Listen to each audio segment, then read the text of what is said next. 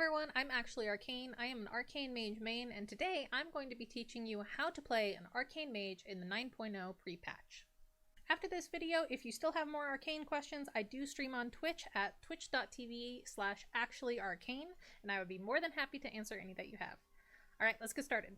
Arcane Mages got a pretty big rework heading into Shadowlands, and overall I think it's a pretty good thing. We still have really high burst damage, we can just do it a lot more frequently, and the number of buttons we have to click in order to hit that high burst damage has been dramatically reduced. Arcane Power is off the global cooldown, Rune of Power is now automatically cast with Arcane Power, and we have Touch of the Magi as a new castable spell.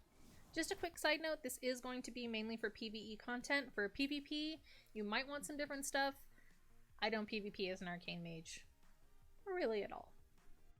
If you played an Arcane Mage in Battle for Azeroth, you will have to make some adjustments. However, I think overall the spec is in a much better place. If this is your first time playing an Arcane Mage, first of all, welcome. Wonderful choice. You foolishly think you can control this power. So be it. I'm going to be going over some basics that will hopefully give you a good introduction to the spec. The Arcane Mage talent tree got a lot of changes, so let's go through them. On the first row we have Amplification. When clear cast, Arcane Missiles fires 2 additional missiles. The damage of Arcane Missiles has been buffed in the pre-patch, and we're going to be using them a lot more often in our rotation. I would highly recommend taking this talent. Rule of Threes is a really good talent to take if you are having difficulty managing your mana. Arcane Familiar is a really fun talent, however it does not actually provide too much utility for you. I would recommend going with Amplification if you can. Master of Time is a brand new talent. It reduces the cooldown of Alter Time by 30 seconds. Alter Time is a new spell that we got, I'll be going over it later. I haven't made great use out of this yet, but play around with it, see if you like it. Shimmer has not changed, it gives you 2 charges of Blink, which can be very useful. Slipstream allows movement when channeling Evocation.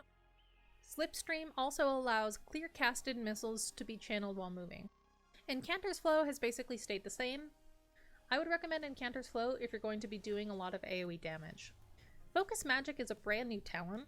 It increases the target's chance to critically hit with spells by 5% for 30 minutes. The big downside to this talent is that you cannot cast it on yourself. Rune of Power automatically drops beneath you when you cast Arcane Power. This is a really fantastic change. You also have 1 castable charge of Rune of Power, which is super useful for your second phase of damage. I would highly recommend choosing Rune of Power. The level 35 talent row is based around AoE. Resonance allows Arcane Barrage to deal 15% increased damage per target it hits. Arcane Echo is a brand new talent and I highly recommend it.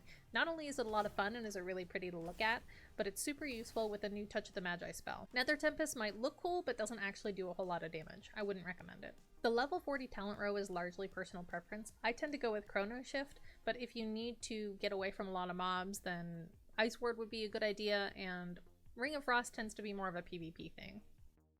On the level 45 talent row, I would recommend either going with Reverberate or Arcane Orb. Reverberate, if Arcane Explosion hits at least 3 targets, it has a 50% chance to generate an extra arcane charge. Arcane Orb is a castable ability that launches an orb out in front of you. Supernova pulses arcane energy around the target enemy. This ability is really pretty, but doesn't do a lot of damage. The last talent row is actually a really difficult choice. Overpowered, Arcane Power now increases damage by 50% and reduces mana costs by 50%. I tend to go with this one just because I really like squeezing as much damage as I can into the burst window. For Time Anomaly, at any moment you have the chance to gain Arcane Power for 8 seconds, Evocation for 1 second, or gain Time Warp for 6 seconds. Enlightened is a new talent. Arcane damage dealt while above 70% mana is increased by 8%. Mana regen while below 70% is increased by 20%. If you are building for single target damage, this is a really good option for you. Now let's go over some major spell changes. First, we have Mirror Image. This is no longer something you can talent into. It is a baseline ability that all mages have. Unfortunately, all of the Mirror Images cast Frostbolt for some reason. But anyway, it's a really good defensive cooldown because it takes threat off of you.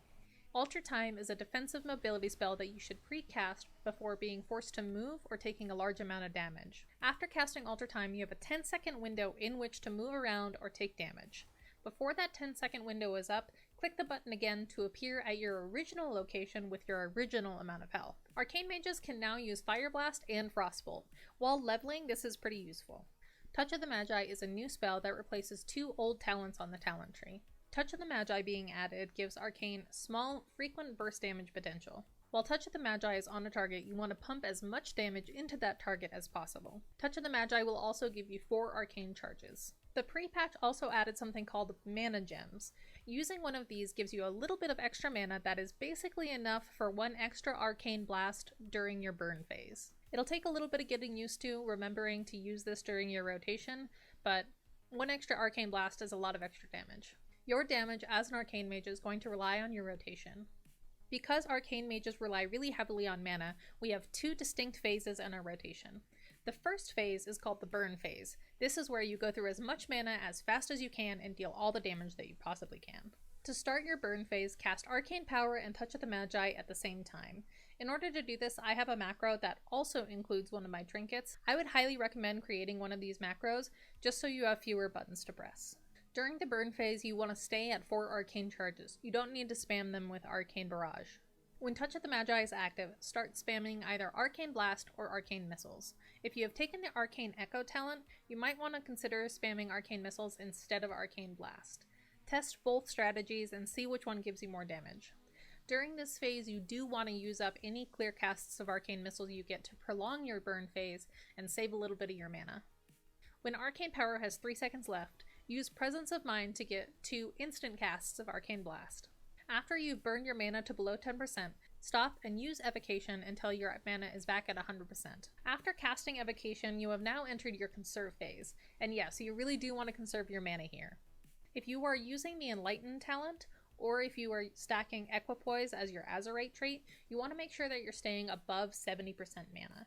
If you're not using either of those, staying above 50% is probably still a good idea. Cast Arcane Blast until you get to 4 charges and then spend those charges using Arcane Barrage. During this phase, make sure you're using your clear casts of Arcane Missiles. Once both Rune of Power and Touch of the Magi are off cooldown, click them both and start a mini burn phase.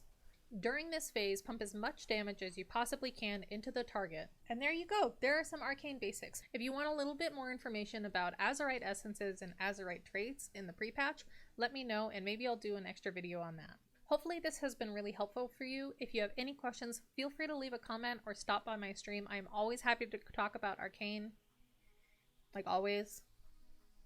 If you like this video, please leave a comment below, hit that subscribe button, and check me out on Twitch.